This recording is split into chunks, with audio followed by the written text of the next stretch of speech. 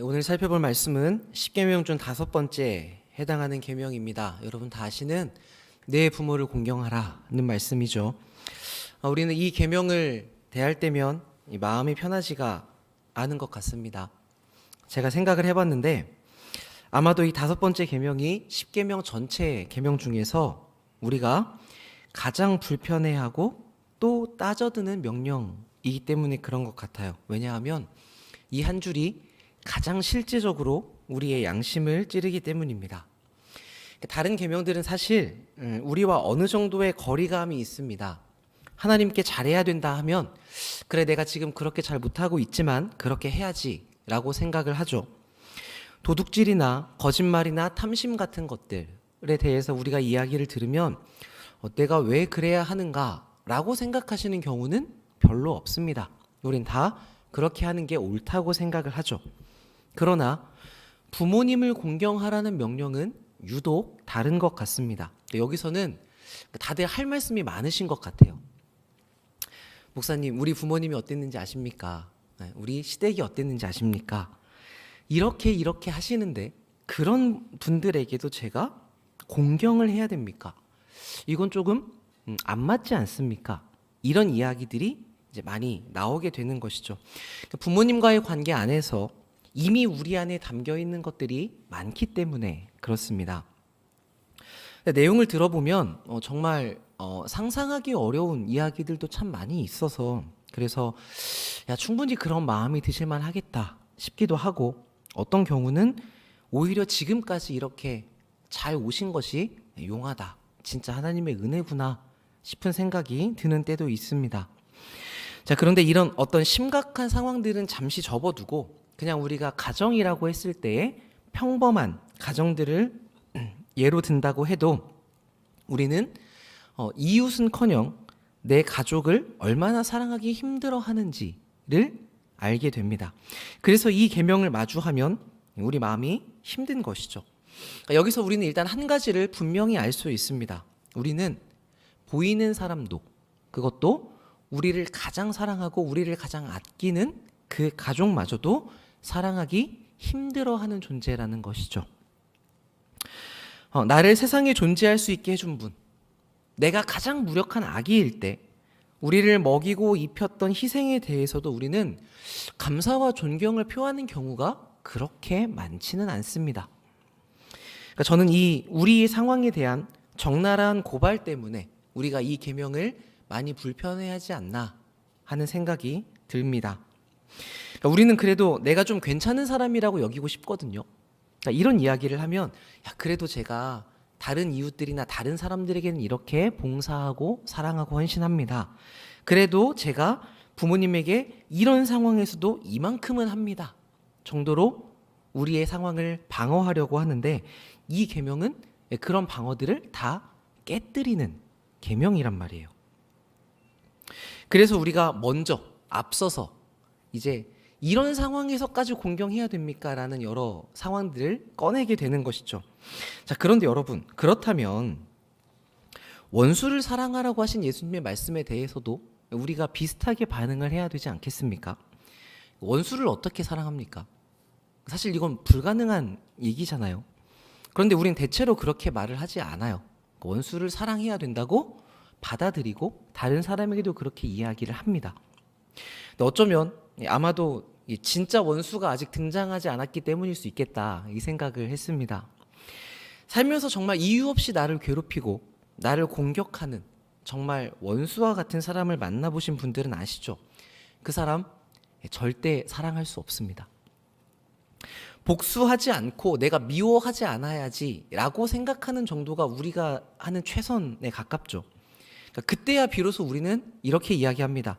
하나님, 저 원수는 도저히 사랑하지 못하겠습니다. 그러니까 이때 무슨 일이 벌어지는 것이죠? 이전까지는 내 힘으로 누군가를 사랑하려고 했었다는 것을 우리가 발견하게 됩니다.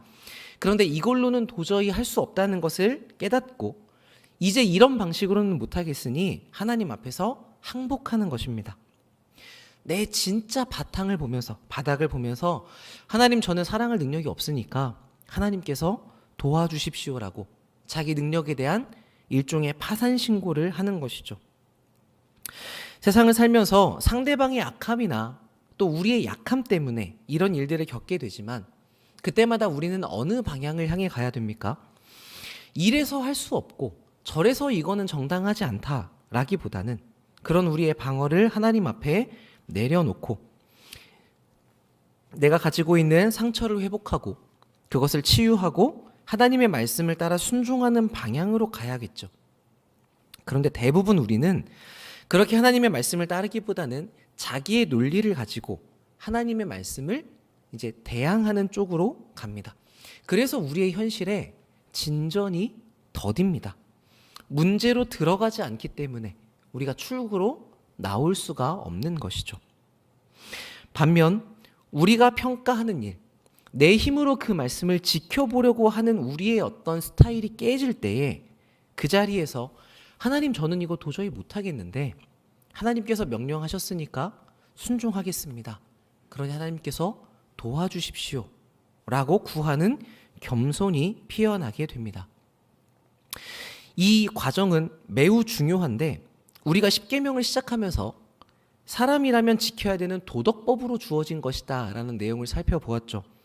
거기에서 이 법은 자 우리가 모여보니까 살려면 이런 것들이 필요해. 우리의 판단으로 합리적이니까 지키자라고 했던 법이 아니라 사람을 만드신 하나님께서 사람의 복된 삶을 위해서 주신 계명이라고 말씀을 나누었습니다. 그러니까 이 명령을 다루는 우리의 1차적인 자세는 이 명령이 지금 상황에 합당한가 부당한가라는 평가를 내리는 것이 아니라 이게 우리에게 주신 하나님의 복된 질서구나라는 것을 인정하는 태도여야 하는 것이죠. 이것이 하나님에 대한 권위를 인정하는 피조물의 자세입니다. 물론 그 과정에서 내가 받은 상처와 아픔이 너무나 커서 제가 그렇게 하기가 너무 힘듭니다라고 말씀하시는 것은 충분히 이해가 되고 동의가 됩니다. 그런데 그것 때문에 하나님의 명령이 부당하다거나 틀렸다고 이야기하게 된다면 그렇게 내가 하나님을 판단하고 내가 무엇이 옳고 그른가를 결정하려고 하기 때문에 위험해지는 것이죠. 하나님께서 우리에게 명령하신 것은 1차적으로 그 자체로 합당한 질서라고 받아들여져야 합니다. 근데 그것을 못하는 것은 내가 가지고 있는 상처나 아픔이나 나의 연약함이나 부족함 때문에 내가 거기에 순종하지 못하는 것이지 내가 어렵다고 해서 하나님의 명령이 틀렸다고 이야기하는 것은 잘못된 것이라는 말씀이죠. 자, 이 태도가 중요한 이유가 있는데 이 부모님에 대하는 것, 하나님의 말씀을 대하는 것, 그것은 곧장 우리가 권위를 어떻게 대하는가와 연결이 되기 때문입니다. 이 시대는 권위를 상실한 시대라고 이야기됩니다.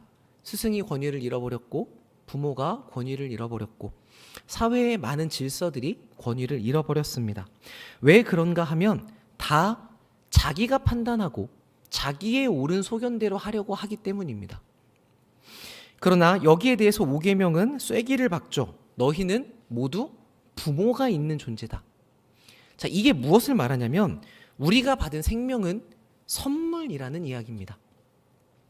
4계명을 보면서 우리는 내 뜻대로 시간을 쓰는 것이 아니라 선물로 받은 시간을 살아가는 것에 대해서 말씀을 나누었습니다. 이어지는 5계명은 우리의 존재도 원래 있고 당연히 있는 것이 아니라 무엇으로부턴가 받은 선물이라는 것을 가르쳐 줍니다. 특히 아기일 때에 기저귀를 갈아주고 그 아이를 안아 올려서 젖을 물리는 부모의 모든 행동은 아무런 보상도 할 수 없는 이 아기에게 은혜라는 게 무엇인지 값없이 주어지는 선물이 무엇인지를 본능적으로 인식시켜 주죠. 그리고 이보다 더 이전에 우리는 엄마의 뱃속에서 그냥 모든 영양분을 공급받으면서 생명을 위한 전적 의존이 무엇인지를 경험합니다. 그래서 이 부모라는 말에는 하나님께서 선물로 우리에게 생명을 주시는데 그것이 이 땅에서 부모님의 존재를 통해 드러난다는 의미를 담고 있습니다. 자, 이것이 레위기 19장에서 매우 독특한 표현으로 등장합니다. 우리 3절 말씀인데 한번 같이 읽어보겠습니다. 시작. 여호와께서 모세에게 말씀하여 이르시되 너는 이스라엘 자손의 온 회중에게 말하여 이르라. 너희는 거룩하라. 이는 나 여호와 너희 하나님이 거룩함이니라. 너희 각 사람은 부모를 경외하고 나의 안식일을 지키라. 나는 너희의 하나님 여호와이니라. 아멘. 자, 하나님은 자신의 거룩함을 닮은 백성이 되라고 말씀하시면서 무엇을 제시하시냐면 부모를 경외하고 안식일을 지키라고 말씀하십니다. 자, 지난 시간에 우리가 안식일을 지키는 것이 온 세상을 향해서 하나님에 대한 우리의 신앙을 선언하는 것이라고 나누었죠. 마찬가지로 부모님을 공경하는 것 자체도 같은 맥락에서 이해할 수 있다는 것을 볼 수 있습니다. 자, 그런데 여기에 쓰인 경외라는 단어는 우리가 흔히 성경에서 보는 공경과는 다른 단어로 성경에서 하나님에게만 사용을 하는 단어입니다.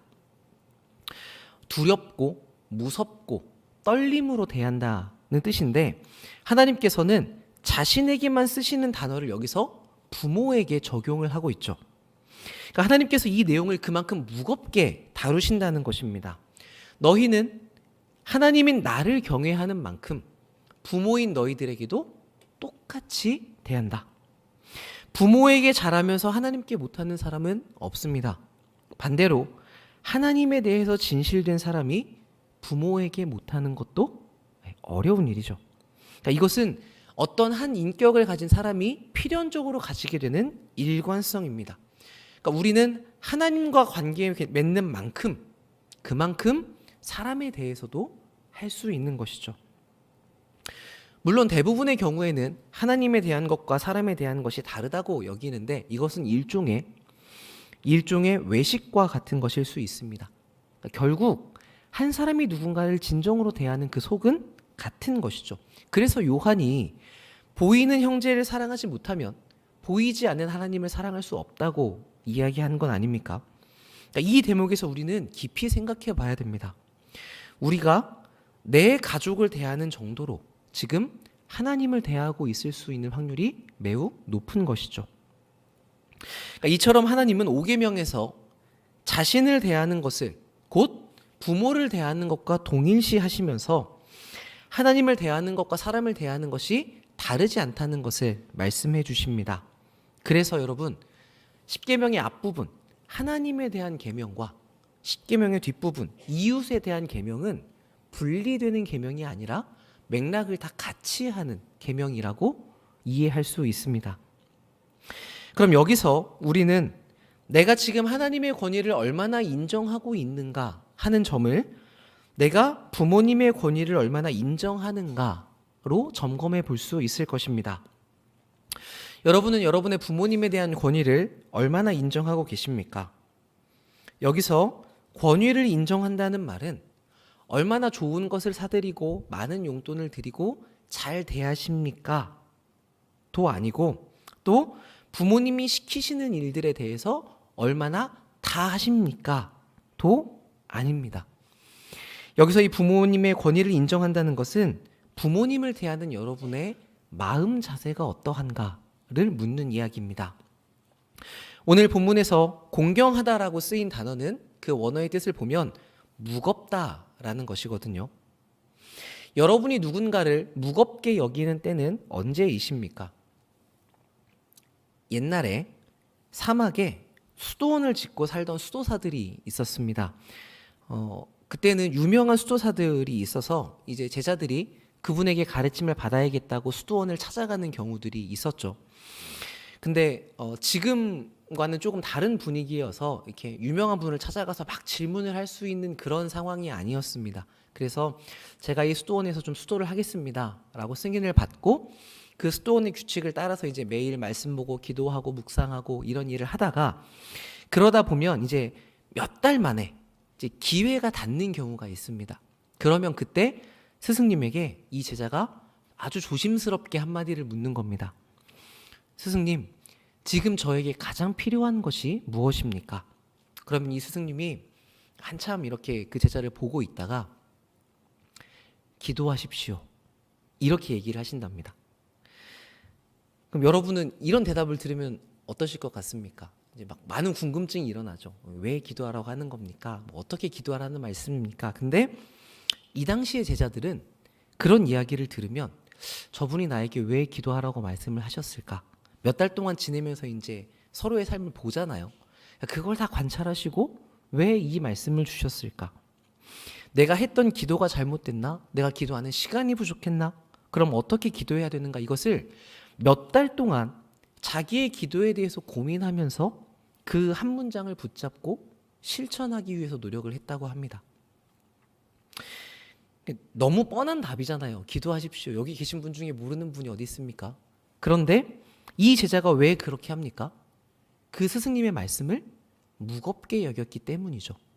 내가 아는 정도가 아니라 그 이상의 무엇이 있기 때문에 말씀하셨을 것이다 라고 무겁게 받아들인 겁니다. 자, 그러다가 또 이제 몇 달이 지난 후에 이 스승님과 마주할 기회가 있어서 이 제자가 또 물었답니다. 스승님이 전해주신 말씀을 가지고 제가 기도에 대해 고민하고 열심히 기도했습니다. 그래서 이런 깨달음들이 있었습니다. 자, 그럼 이제 제가 무엇을 하면 좋을까요? 그러자 스승님이 그 제자를 또 한참 보시다가 이렇게 말씀하셨답니다. 기도하십시오. 그러니까 요즘 이러면 그 스승님 안 찾아갑니다. 그렇죠? 아니 누가 기도하는 거 모릅니까? 제가 기도하다가 여기로 왔는데 또 기도하라고 하면 어떻게 합니까? 하고는 다시는 안 갈 것 같아요. 근데 이 제자는 어떻게 합니까? 그 한 문장을 붙들고 또 몇 달 동안 그 수도원에서 씨름을 하는 것이죠. 이 제자만 그랬던 게 아니라 이 당시에 수도원의 분위기가 그랬다는 기록을 제가 보게 됐습니다. 이 이야기가 저에게는 매우 인상 깊었습니다.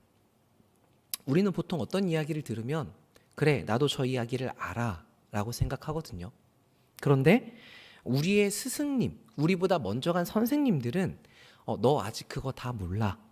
여기에 대해서 더 깊이 들어가야 돼 라는 유익이 있기 때문에 우리에게 그 얘기를 반복하는 거거든요. 하나님께서 우리에게 같은 말씀을 여러 번 주실 때에도 저는 비슷한 상황이라고 생각을 합니다. 그러니까 우리가 어떤 이야기를 들을 때에 그 스승을 존중해야 그 입에 나오는 말 한마디를 내 것으로 여길 수 있는 것이죠. 무겁게 받아들이고 거기서 유익을 얻을 수 있는 겁니다. 우리가 이 5계명을 볼 때에 부모님에 대한 상처와 심각한 상황들이 있었음에도 불구하고 하나님 이게 합당합니까? 라고 대항하지 않고 그래 이 말씀이 가장 복된 길이지라고 인정을 한다면 이것은 우리가 하나님을 존중하고 그 말씀을 무겁게 여기기 때문일 것입니다. 우리 부모님에 대해서도 마찬가지일 수 있겠죠. 우리 존재가 선물이라는 것을 드러내시려고 우리 위에 세워두신 권위자를 통해서 우리는 하나님이 내 삶의 원천이시면서 하나님의 우리에 대한 소유권을 주장하신다는 것을 배우게 됩니다. 그렇기 때문에 우리는 부모님의 어떠하심, 부모님이 무엇을 잘했고 잘못함, 거기에 대한 우리의 평가 이전에 그분의 존재 자체를 무겁게 여기는 존중하는 자세를 가질 필요는 있는 것이죠. 우리가 이것을 노력하게 되면 부모님의 존재를 존중하고 그분을 인정해드리되 부모님의 어떤 잘못된 의견에 대해서는 나의 의견을 정중하고 또 진실되게 이야기할 수 있는 구도를 만들 수 있습니다. 그런데 대부분 요즘 사회는 어떻게 하냐면 부모님이 말이 안 통한다고 그분을 경멸하고 무시하면서 내 뜻을 펼치려고 하죠. 그러니까 이것과는 전혀 다른 구도를 우리가 만들 수 있는 겁니다. 물론 상황이 그럴 수 없을 정도로 도저히 무언가 우리의 말을 들어주시지 않을 정도로 완고하거나 어려운 분들이실 수 있습니다. 그러나 그런 때에도 우리가 이 하나님의 말씀을 따라가며 연습한다면 내가 이런 마음으로, 이런 존중의 마음으로 지혜롭게 말할 실력을 가진 사람으로 성장해 가기 때문에 이런 상황을 만들어낼 수 있는 것이죠. 자, 근데 이게 잘 이해가 안 되실 수 있을 것 같습니다. 왜냐하면 민주주의는 이 세상을 살아갈 때에 어떤 권위가 여러분에게 마음에 들지 않는다면 그 권위를 인정할 필요가 없다고 착각하게 만드는 경향이 있기 때문입니다. 그래서 세상은 복종할 대상을 내 마음대로 선택합니다. 내가 평가하고 내가 판단해서 내 기준에 들면 내가 따라가야겠다. 내 기준에 들지 않으면 다 무시하고 가볍게 여기죠.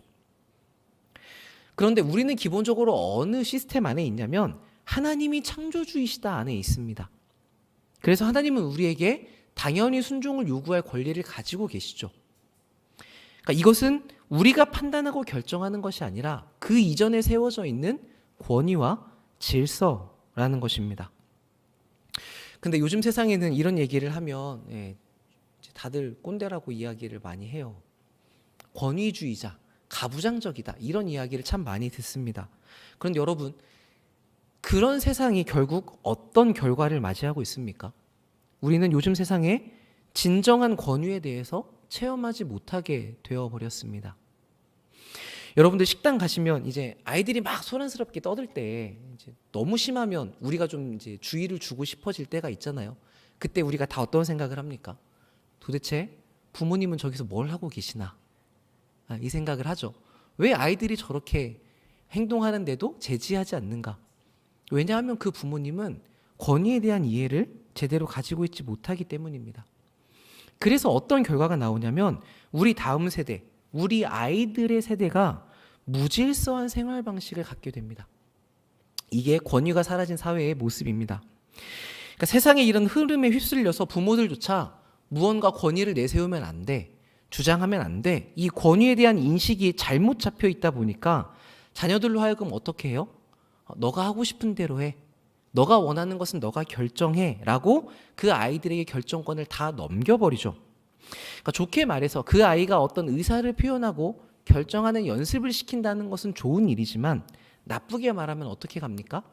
애가 하고 싶은 대로 그냥 다 놔두는 상황이 되는 겁니다. 그럼 여러분, 아이들이 자기가 무언가를 결정할 때 가지고 있는 가치의 기준은 무엇입니까? 내 순수한 욕망이죠. 자기의 이기적인 것을 따라서 행동을 한단 말입니다. 그런데 여기서 부모가 자녀에게 권위를 행사하려고 하지 않기 때문에, 그러니까 본인 자체도 권위에 대한 존중이 없기 때문에 그런 권위적인 모습을 보이려고 하지 않기 때문에 결국 어떻게 되냐면 무질서한 삶들만 남게 되는 것이죠.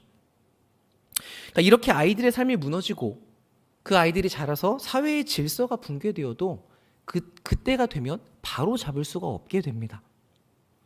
그래서 교회가 하나님을 중심으로 해서 바른 권위가 무엇인지를 가르치는 공동체가 되는 것이죠. 참된 권위가 서지 못하면 사사시대와 같이 자기 욕망을 따르는 무질서한 혼란만 남게 되기 때문입니다. 자, 여기서 이제 우리가 이 내용을 조금 더 확장시켜 보려고 합니다. 권위가 바르게 서 있으면 거기에는 반드시 명예가 따라오게 됩니다. 아까 식당의 예와는 반대로 질서가 잘 잡혀있는 가정을 볼 때가 있죠. 부모가 자녀를 사랑하고 남편의 권위가 인정을 받고 자녀가 부모님을 공경하는 모습을 보면 그때 여러분들 어떤 마음이 드십니까? 참 좋아 보이고 뿌듯하기도 하고 이 가정이 참 부럽다는 생각이 듭니다. 이거는 그 자체로 그 부모에게 큰 명예가 됩니다. 그러니까 그래서 권위를 세우는 일, 상대를 존중하는 일은 곧 대상의 명예를 세워주는 일이라고 볼 수 있죠.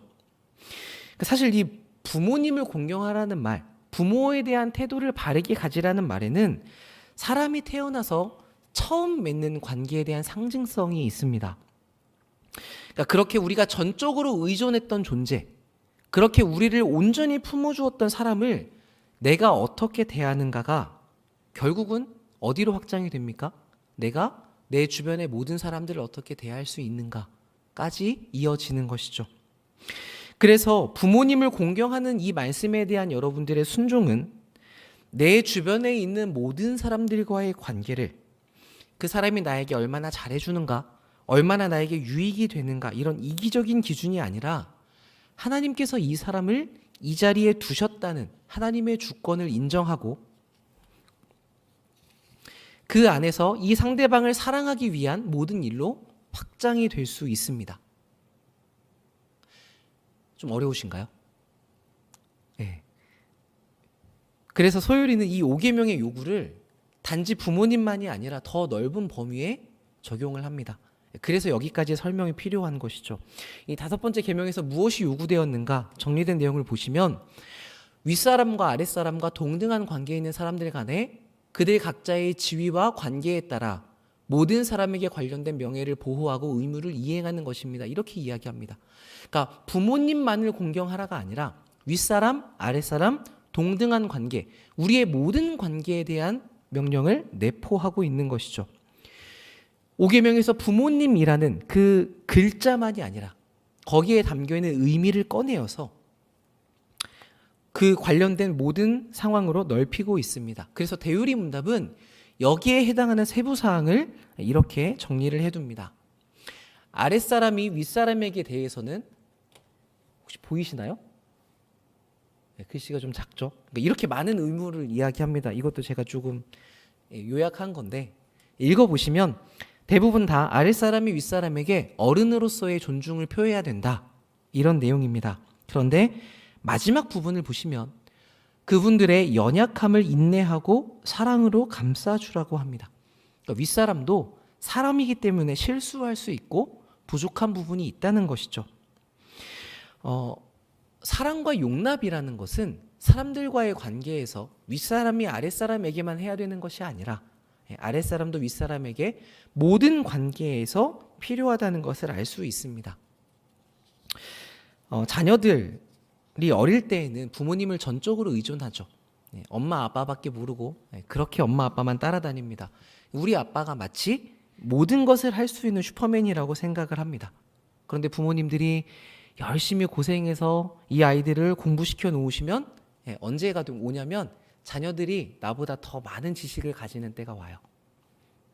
그러면 그때 아이들이 어떻게 합니까? 이제 부모를 가르치려고 듭니다. 엄마 그거 아니야. 아빠 그거 틀렸어. 그렇게 자기가 알고 있는 지식과 가치 기준을 가지고 부모를 평가하는 시기가 옵니다. 이 타이밍에서 자기가 존경할 만하다 싶지 않으면 부모님을 가볍게 여기는 일이 발생하는 것이죠. 이게 어떤 배경을 가지고 있냐면 한 사람이 나에게 유익해야 되고 나에게 쓸모가 있어야 된다.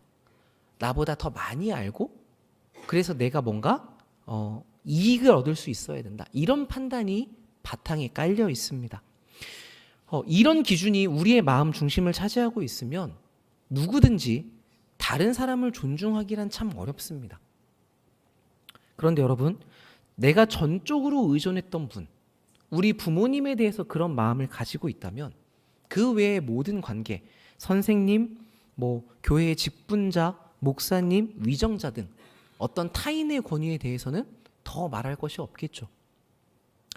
그러니까 어른은 무조건 맞다고 해야 된다는 말씀을 드리는 게 아닙니다. 그분의 존재에 대한 존중하는 마음이 필요하다는 것입니다. 그러니까 우리가 그것을 크게 경험하는 것이 언제입니까? 제가 듣기로는 여러분들이 출산한 이후, 그렇죠? 아이를 낳고 기르다 보면 야 우리 엄마가 나에게 이랬겠구나 라는 경험을 그때 하시면서 그렇게 어머니의 마음을 많이 이해한다고 하시지 않습니까? 아들들도 마찬가지로 그렇게 가장이 되었을 때 책임질 아이가 생겼을 때에 우리 아버지의 어깨에 놓여있던 무게를 경험한다고 합니다. 그러니까 이런 식으로 우리가 서로를 더 이해할수록 관계가 더 좋아지게 되죠. 그러니까 하나님이 주신 질서를 존중하고 받아들이는 것, 거기에 순종하려고 노력하는 것은 항상 우리의 관계들, 우리의 삶을 복되고 풍성하게 만든다는 것을 알 수 있습니다. 자, 다음은 이제 윗사람이 아랫사람에게 해야 할 의무입니다. 더 많죠. 왜 그런가 하면 윗사람들이 힘을 가지고 있기 때문인 것 같아요. 그러니까 힘이 있기 때문에 내 마음대로 할 수 있는 부분이 많아서 아랫사람들을 이렇게 소중하게 다루고 더 사랑해라 라는 부분들이 많이 있습니다. 여기서는 이제 대부분 상식적인 내용입니다. 그래서 여러분이 읽어보시면 알 수 있는데 마지막에 보시면 그리하여 하나님께서 그들에게 부여하신 권위를 보존하는 것, 이게 의무로 주어져 있습니다. 이게 있다는 것은 다시 말하면 무슨 얘기죠? 권위를 보존하지 못할 수도 있다는 이야기이죠. 하나님께서 우리를 그 권위자의 자리에 두신 것은 맞지만 그렇기 때문에 내가 내 마음대로 할 수 있는 것이 아니라 더 많은 수고로 더 앞선 자답게 사랑하고 애쓰면서 아랫사람들을 잘 돌보아 하나님이 세워주신 그 권위를 여러분이 깎아먹지 말라는 것입니다. 근데 우리가 보통 아랫세대로부터 권위를 얻지 못하는 경우는 무엇이냐면 본인이 될 만한 행동을 하지 않기 때문에 우리가 성숙함을 보이지 못하고 하나님이 주신 권위를 소비하기 때문에 그런 경우가 생기죠. 자, 끝으로 동등한 관계에서입니다. 이거는 친구 사이여서 그런지 별로 많이 있지 않아요. 근데 중요한 내용을 요약해 보면 서로 질투하지 말고 하나님께서 그에게 주신 것을 빼앗으려고 하지 마라. 이런 내용들입니다. 이렇게 5계명은 하나님께서 부여하신 권위, 하나님이 그 사람을 두신 위치, 그 상대방에 대한 존중에 대해서 이야기를 하고 있는데 이 계명이 참 인상적인 것은 누구도 어느 한편에만 속하지 않기 때문인 것 같습니다. 우리는 누구나 첫 시작을 자녀의 자리에서 시작을 하죠. 그래서 부여된 권위에 대해 순종하는 것을 배웁니다. 그러다가 큰 전환을 맞이하는데 그게 여러분들이 부모님이 되는 시기이죠. 자녀의 자리에서 부모의 자리로 옮겨가는 시기. 자, 그런데 그런데 부모가 된다는 것은 우리에게 참 큰 선물입니다. 하나님의 창조 활동에 참여해서 어딘가에 생명을 부여하고 그 생명을 유지하는 이 선물과 책임을 경험하는 자리이기 때문이죠. 그리고 거기서 우리는 좋은 부모가 되려고 노력함으로써 점차 더 내가 나은 사람이 되는 노력을 기울여 갑니다. 자, 근데 이게 끝이 아니라 한 번의 전환이 더 일어나죠. 지금껏 우리는 자녀가 되었고 부모가 되었지만 그래도 우리 부모님의 보살핌을 계속해서 받고 있습니다. 그런데 이제 거꾸로 그분들을 보살피는 시기가 옵니다. 아기 때 우리의 기저귀를 갈아주셨던 부모님께 어떤 고마움도 표현하지 못했던 우리가 연로하신 부모님을 돌보면서 늦게나마 그 고마움을 전할 수 있는 기회가 오는 것이죠. 그러니까 이런 삶을 그려보면 이 하나님의 명령은 법으로 주어져 있지만 우리가 그것을 따르려고 노력할 때에 곧 우리에게 주어지는 선물이라는 것을 다시금 생각하게 되는 것 같습니다. 그래서 5계명은 너희들 이거 지키지 않으면 벌 받는다 라고 하지 않으시고 지켰을 때에 너희 이런 복을 누리게 될 거야 라는 약속으로 끝을 맺습니다. 이게 마지막 질문인데요. 5계명에 덧붙여진 것은 장수와 번영의 약속인데 하나님의 영광과 그들 자신의 유익에 이바지 되는 한 이 계명을 지키는 자들에게 주시는 것입니다. 이 계명을 지키는 것이 우리에게 복이라고 했는데 여러분 그러면 이 복을 더 누릴 수 있는 방법이 무엇이 있습니까?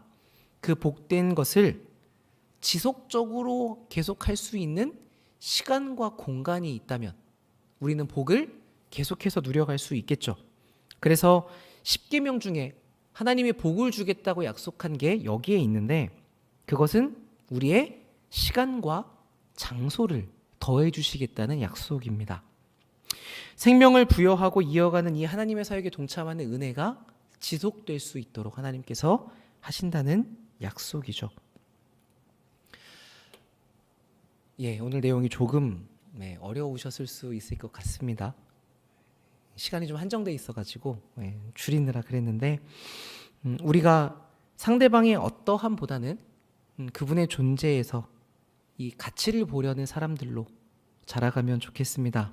그래서 각 사람에게 각 자리를 허락하신 이 하나님을 인정함으로 그분들의 권위를 인정하시고 그리고 여러분 주변에 있는 분들을 존중하시고 그렇게 하려는 여러분의 마음가짐의 노력을 통해서 하나님께서 우리에게 약속하신 이 복을 받아 누리는 복된 관계를 풍성하게 누리는 삶이 되시기를 바랍니다. 제가 기도하겠습니다.